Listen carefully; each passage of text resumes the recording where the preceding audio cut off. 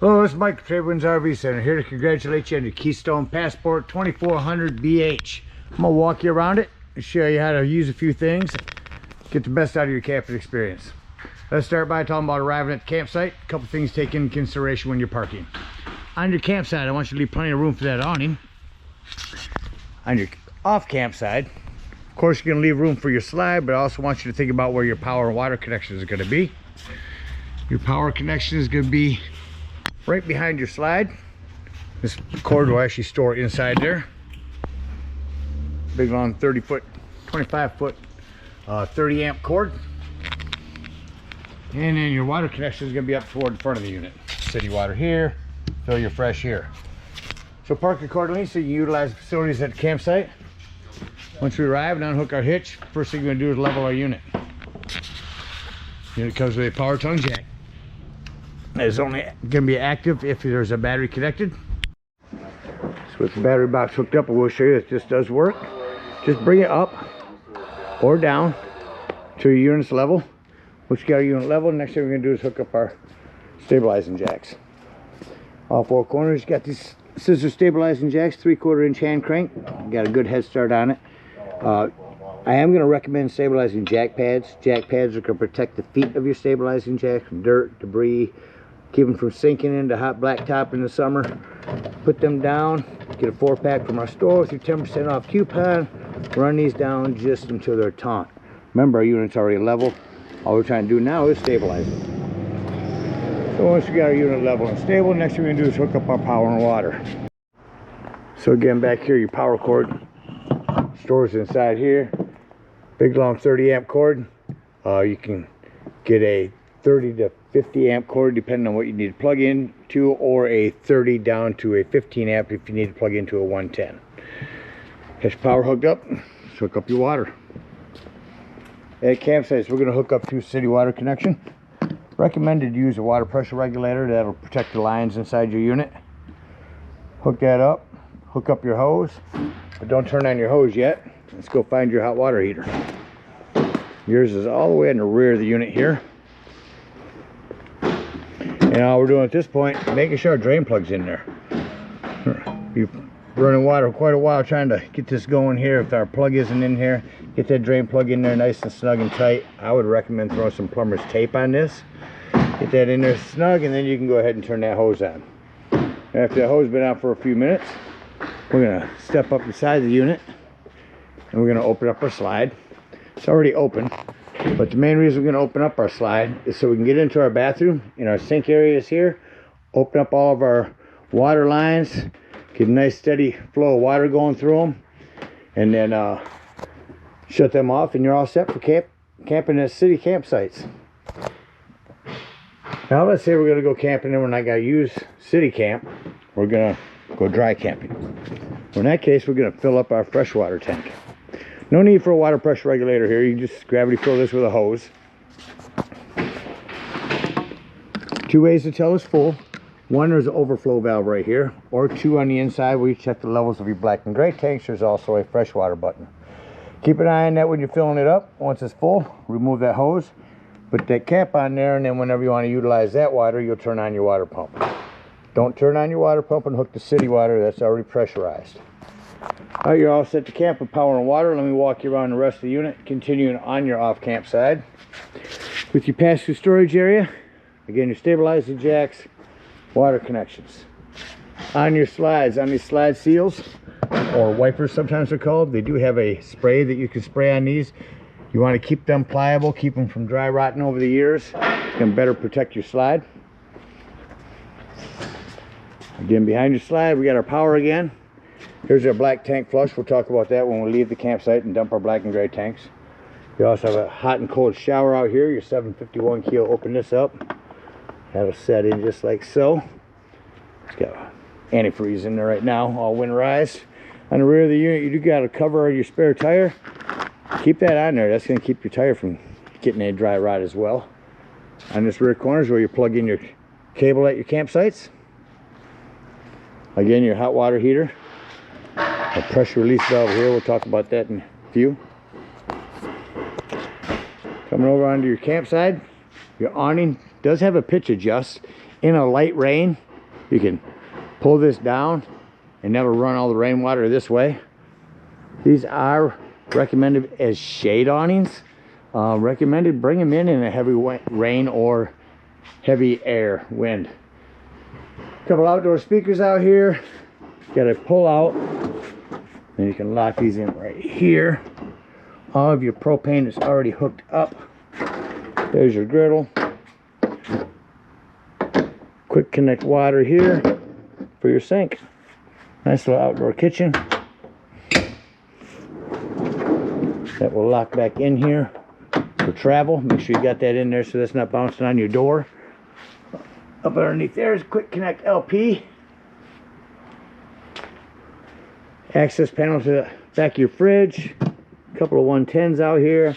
This is a flue for your furnace. A couple things on that. One, make sure it's never blocked. Two, if you're running your furnace, steer clear of that. It does get hot. I'll also mention three, they've got bug guards that you can put on those. Keep bees nests, etc. out of there. Coming around the front of our campsite. Again, our other stabilizing jacks. The other side of our pass-through storage. Your propane is on a regulator. You have to get these filled yourself. Your battery hookup. Docking light.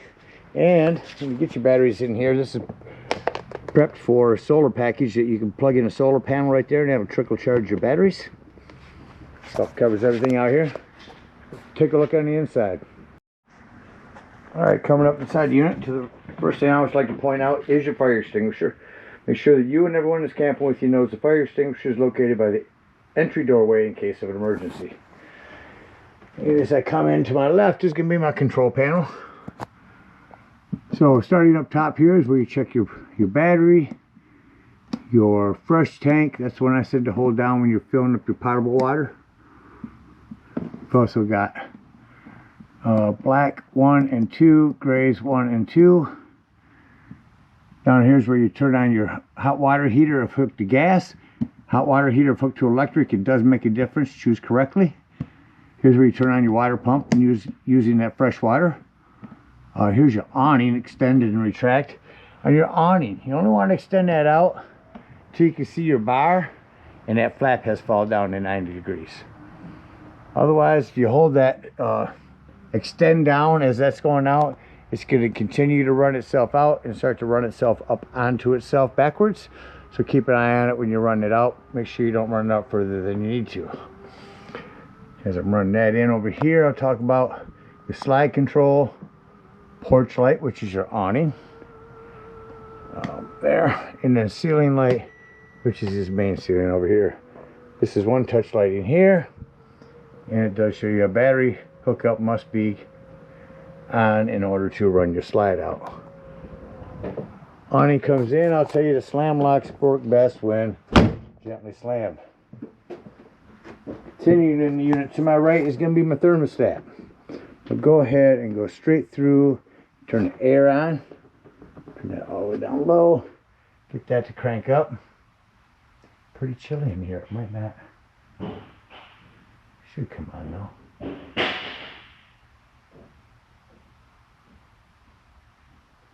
Well, let's do this. Let's change it to heat. I know we can definitely get that to kick on. It's cold in here. Alright, there's your heat. There's your return for it. If I went over and shut that off, it would take a couple minutes for that fan to actually cycle through before it shuts off. The AC, on the other hand, shuts off quickly. There's gas. So go through, shut that off, and let you see how long it takes for that to shut off. Alright, it's warmed up enough. I think I can get the AC to kick on.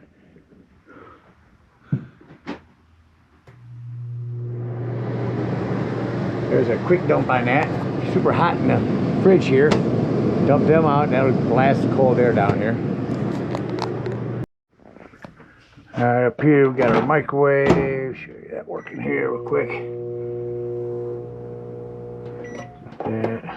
Back to 0. Down below that, you got a light and fan above your cooktop. Down here, you will turn these to light when your gas is on. Use a stick to light these. Same thing on your oven. Push for a pilot light. Get up underneath there and light that. Your fridge. Let's turn that on. Talk about how that works. Turn it on over here. We're going to push that in for auto. Auto means when you're plugged in, you're running off electricity. As soon as you unplug, you're running on gas. Lift that up for gas. If your gas is low, this light will come on. Pretty simple. Our bunk areas, you have a hand crank open little vent here. Going back into our bathroom. So another vent here. With a release fan on it. Vent fan. 110 with GFCI reset. A little plumbing to maintain. It's almost all PEX in these nowadays, so even back when this was made, keep an eye on it. Make sure nothing's wiggled loose over time. Maintain it like you would at home. Access to underneath your tub there. Make sure your vents are closed when you take off. Coming out in the hallway, we've got our breaker box and fuses. Ton of 15s and a couple of 40s. Down below that, our propane and gas detector. This table will lift up off here. Remove those legs. Put this table down underneath here. And put your back cushions on top, and it becomes another sleeping quarters. Over here, put your remote for your TV out. So you go TV here, crank that up. You do have a safety strap here for that.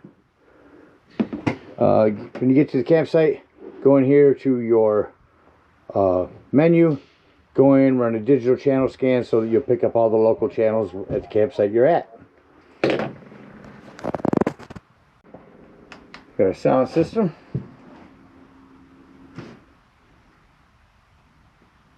I don't know if we'll pick up anything inside this building here. We'll give it a shot.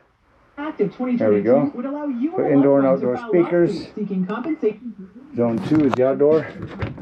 Call today for your free consultation. 800. Get that off here. Smoke alarm up in the ceiling here. Emergency exit window. And some storage up underneath your bed.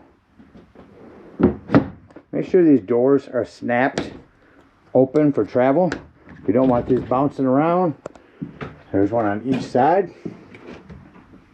Make sure they are snapped closed, or open in this case. And that about covers everything in the inside. Let's act like we're leaving the campsite and close the unit up. I like to start with my lights. Shut off my ceiling lights at my control panel. Then I know any other lights that are on are individual accent lights that need to be shut off by hand. Already did the bathroom. Secure that door.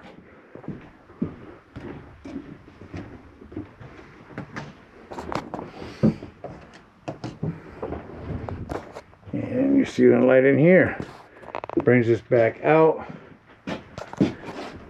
Light over my...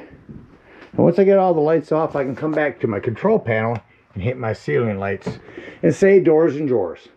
Walk through the unit, make sure all doors and drawers are closed. Nothing's going to impede your slides from coming in. Hit your in. Make sure our vents are closed.